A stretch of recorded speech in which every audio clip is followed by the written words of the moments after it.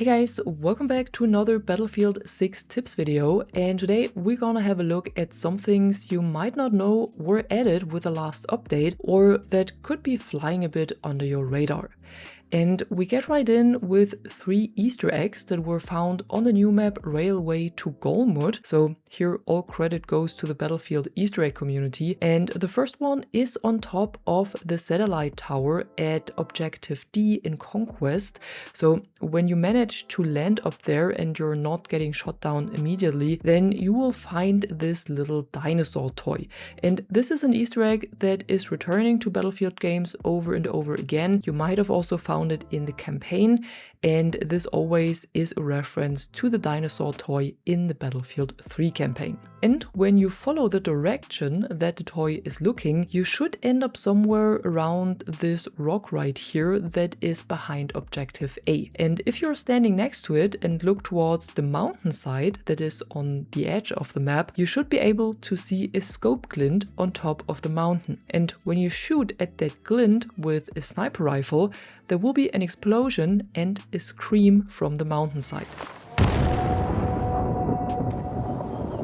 This is the new version of the iconic Yeti Easter egg that has also been on the original version of Golmud Railway in Battlefield 4, so what you can hear screaming is the Yeti.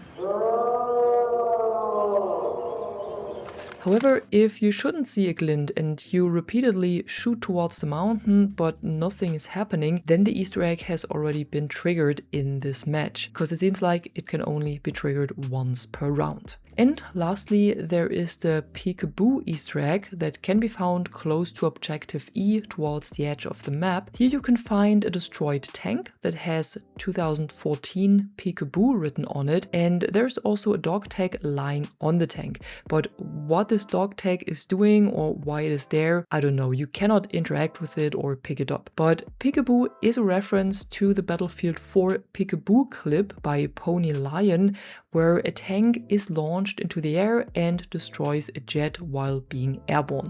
So that's what this Easter egg right here refers to. And that was it for the Easter eggs. Now onto some more features and content you might have not noticed yet. First of all, there were 2 more attachments added with the start of Season 3 that are not actually part of this season. So you won't find them in the Season 3 hardware challenge like the other new attachments, and that's why they could be flying a bit under your radar. Because instead you can find them here in the Season 2 challenge tree right after the attachments we actually got in Season 2.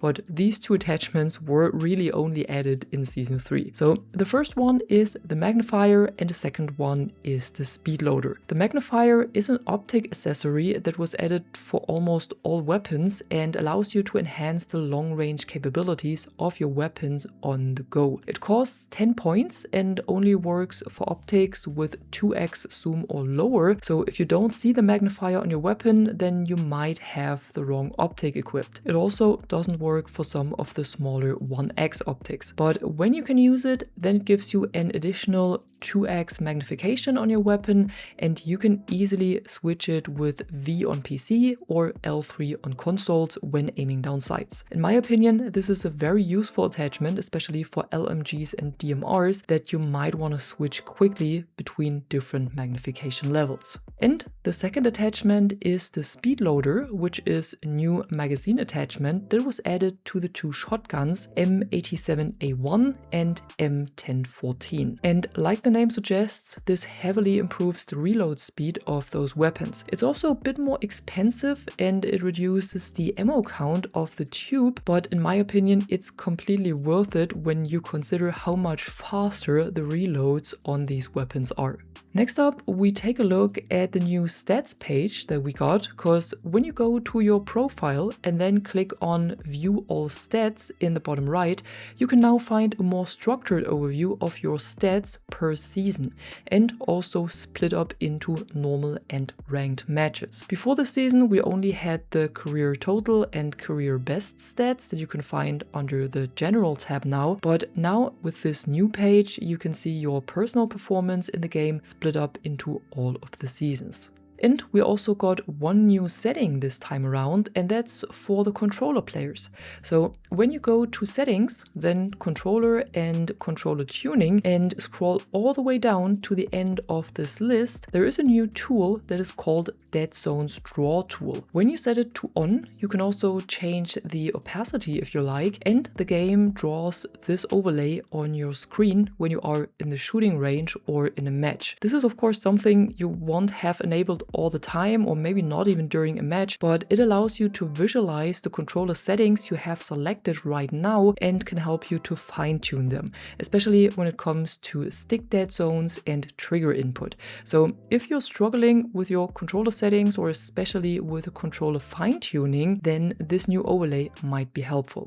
Moving on, there are two additions to the video I've done a few days ago where I compared the changes that were made in Season 3 with the state of the same gameplay mechanics in Season 2. And here there was one question that asked if the slam mines still deal damage to light vehicles. Because after the update, acoustic mines and AV mines do not trigger for light vehicles anymore. So I also tested the slam mines now, and these do still trigger for all kinds of vehicles, but for the light vehicles also independent from their movement now. So even a stationary vehicle, no matter if it's light or heavy, will trigger the slam mines now. And there were also quite a lot of comments saying that you only deal hit markers with the claymores now, and that it seems like their damage was reduced. And yes, that's true as well. I tested it. The claymores only seem to deal a maximum of 95 damage now. It also seems like they only get triggered by sprinting targets now, but I'm not sure if this is new or not. I knew that you don't trigger the claymore when you crouch walk past it, but I'm not sure if you could always normally walk past it without triggering it. So let me know in the comments below if you could always dance in front of it without triggering it, or if this is new as well.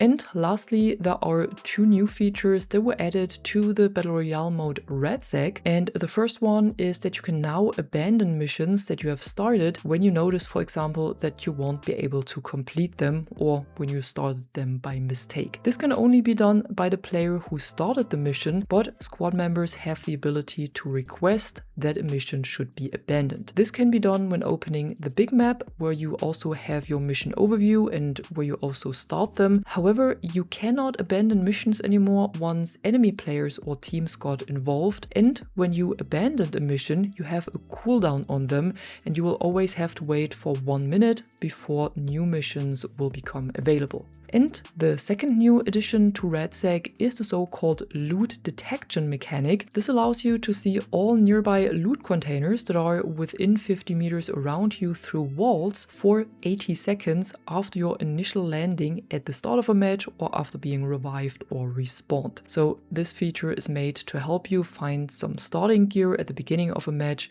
or to get back into a match faster after redeploying. And that was it for today.